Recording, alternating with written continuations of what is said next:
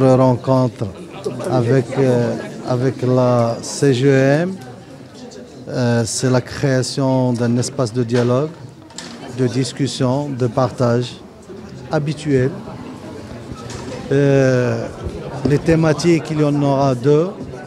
La thématique financière, budgétaire évidemment, avec tout ce qu'on a fait au passé depuis 2021, ensemble d'ailleurs.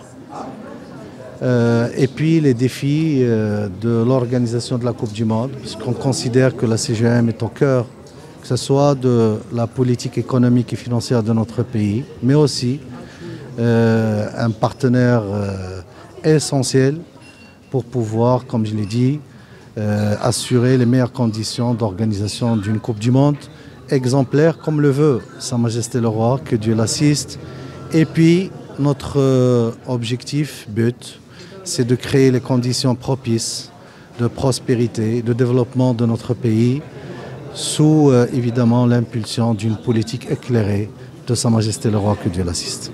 Nous avons eu le plaisir aujourd'hui de recevoir Sifou Zilkja à la CGEM pour discuter à bâton rompu des différents sujets. Nous avons discuté de la loi de finances 2025 et bien sûr de la Coupe du Monde.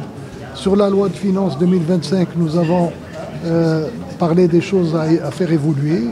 La loi de finances et les finances permettent de financer beaucoup de projets structurants, à savoir les infrastructures, les énergies renouvelables, les nouvelles technologies et bien sûr la protection sociale voulue par Sa Majesté, que Dieu l'assiste.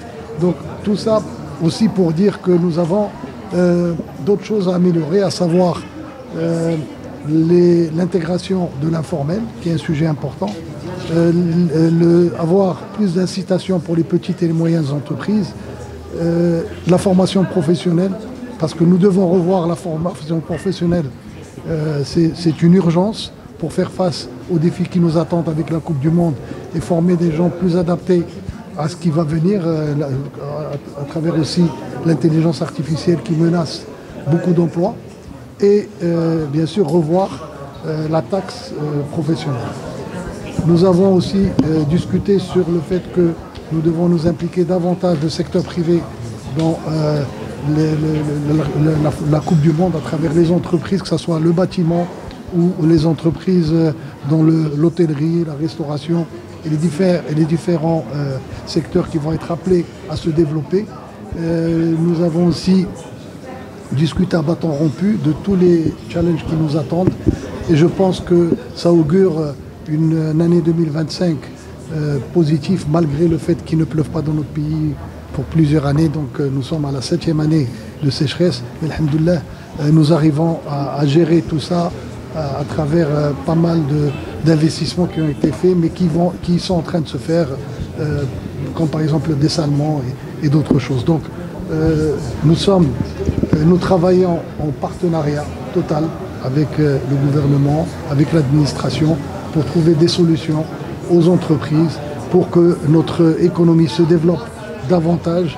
Nous avons besoin de créer plus d'emplois pour nos jeunes.